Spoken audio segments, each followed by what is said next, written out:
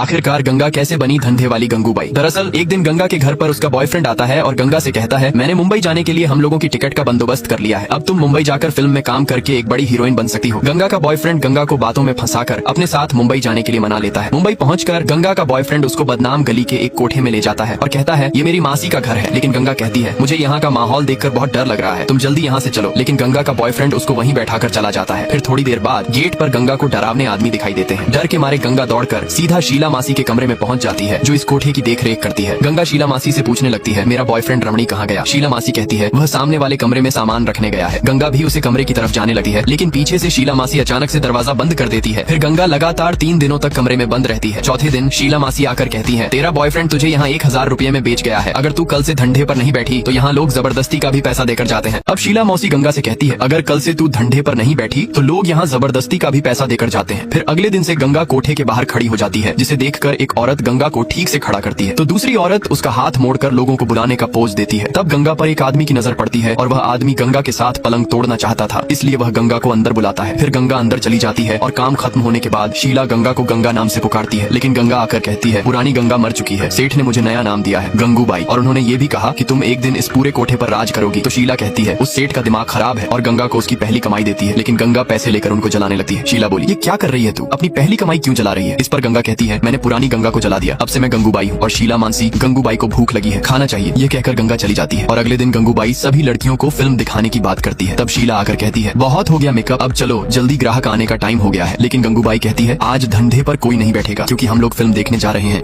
लड़के की माँ हर दिन कसाई के साथ नाजायज संबंध रखती थी, फिर भी वह इस व्यवस्था का आदी लगता था, यह जानते हुए कि यह ही एकमात्र तरीका था जिससे उनके मेज पर मांस आ सकता था। आज कसाई को खुशी खुशी जाते हुए देखकर उसकी आंखों में हत्या की मंशा झलक रही थी। सच तो यह था कि जैक अब 20 साल का हो चुका था, लेकिन अपनी उम्र न बढ़ने की स्थिति के कारण जैक का रूप हमेशा 6 साल के बच्चे जैसा रहा। उसके पिता ने जैक को राक्षस समझा और क्रूरता से माँ और बेटे दोनों को छोड़ दिया, कहीं और एक नया परिवार शुरू कर लिया। केवल उसकी माँ ने उसकी देखभाल जारी रखी, लेकिन अचानक एक दिन अधिक काम से थककर उसकी माँ इस दुनिया से चली गई। जैक केवल उन लोगों की दया से जीवित रह सका जिन्होंने उसे गोद लिया, लेकिन जैसे ही उसकी न बढ़ने की स्थिति का रहस्य खुला, उसे एक पालक घर से दूसरे में जाना पड़ा। इस पैटर्न के शुरू होने के बाद हर नए पालक घर में उसका पहला कदम परिवार के मूल बच्चों को गायब करना होता था, जिससे वह अपने लिए अधिक स्नेह प्राप्त कर सके। अपनी मासूम दिखने वाली शक्ल की आड़ में केवल 20 सालों में जैक ने 50 परिवारों को बर्बाद कर दिया था। उसे यह उम्मीद नहीं थी कि इस बार उसका गोद लेने वाला उसका सौतेला भाई निकलेगा, जो उसी पिता से था।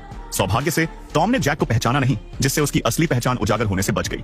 उस दिन से वह हर रात अपनी सौतेली माँ के साथ सोने की जिद करने लगा। हालांकि उसकी मंशा स्पष्ट नहीं थी। उसका भाई टॉम मेजर क्राइम्स यूनिट में चीफ इंस्पेक्टर था।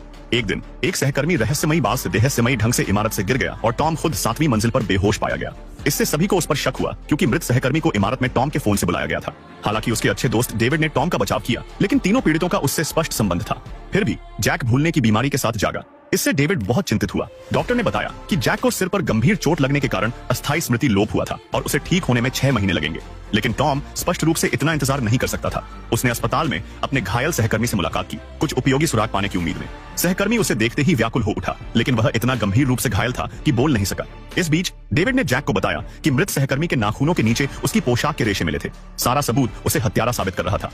इस लड़का का नाम कल्पो है और कल्पो का दोस्त बताता है कि इस पक्षी को पकड़ने का 5000 रुपया इनाम है। तभी कल्पो ऊपर देखता है और बोलता है, इस पक्षी को पकड़ना हम जैसे के लिए 5 मिनट का काम है। फिर आंटी आकर बोलती है, हम इसे कई सालों से पाल रहे हैं, ये हर रोज आ जाती थी, नई जगह है इसलिए डर गई है। तभी इसका दोस्त बोलता है, आंटी आप फिक्र नहीं कीजिए, यही काम करता है, जा लेकर। तभी कल्पो पेड़ पर चढ़ने लगता है। काफी कोशिश करने के बाद ऊपर चढ़ जाता है, फिर धीरे धीरे हाथ बढ़ाकर पक्षी को पकड़ लेता है। उतने में लड़की आती है, बोलती है, संभल के गिर मत जाना। तभी कल्पो पेड़ से नीचे पानी में गिर जाता है। फिर उस पक्षी को अपने घर में अपने साथ रखता है। जब कल्पो फोन पर बात कर रहा था, तभी बाहर से किसी की आवाज आती है। गेट खोलता है तो वही लड़की रहती है। लड़की बोलती है, OLX पर तुमने मेरे पक्षी की फोटो डाली है, ये मेरा पक्षी है। कल्पो बोलता है, तुम पहले जबरदस्ती पेड़ पर चढ़ा दिया, जब गिर रहा था तो छोड़कर भाग गई, 10,000 दो, तब ये पक्षी मिलेगी। लड़की बोलती है, मेरे पास 7,000 है, ठीक है। 2 लड़की 7,000 दे देती है। फिर कल्पो पक्षी दे देता है। आगे देखने ये लड़की अपनी दोस्तों के साथ फिल्म देखने हॉल में जाती है, टिकट नहीं मिलता। तभी ये लड़की कल्पो के पास जाती है, बोलती है, हमें आपकी मदद चाहिए, हम घर पर बता के नहीं आए फिल्म देखने। कल्पो बोलता है, टिकट तुम्हें मिल जाएगा, पहले अपना नाम बताओ। लड़की, अपना नाम तुम भी बता बताती है। फिर तुम भी बैग से पैसे निकालने लगती है। कल्पो पैसे नहीं लेता। टिकट लेकर तुम भी हॉल में फिल्म देखने अंदर चली जाती। जैसे ही फिल्म में हीरो की जीत होती है, सारे आदमी हॉल में खुशी मनाने लगते। उतने में कल्पो को किसी लड़के से झगड़ा हो जाता। कल्पो उसकी अच्छे से धुलाई करता। हॉल के अंदर तोड़ फोड़ भी मच जाता। हर कोई वहाँ से भागने लगता। जैसे ही तुम भी घर जाती है, उसके पिता पूछने लगते कहाँ गई थी। तुम भी बोलती कॉलेज। उसके पिता बोलते हैं कॉलेज से सुबह आ गए। सच बताओ तो तुम भी डर से बोल देती फिल्म देखने गई। उसके पिता गुस्से से बोलते हैं अपनी माँ को बता के गई। तभी उसके पिता तुम भी की माँ को मारने लगते। तुम भी रूम में आकर डर से रोने लगती। अगले दिन तुम भी घूमने जाती है। उसे रास्ते में कल्पो मिल जाता है। कल्पो बोलता हाय। तुम भी बोलती है हाय। फिर बोलता थैंक यू। तुम भी पूछती है इसलिए उस दिन पुलिस से बचाने के लिए। मैंने सुना है तुम्हें घर पर काफी डांट पड़ी। तुम्हें किसने बताया? हम तो दोस्त हैं। हम दोस्त कब से बन गए आगे।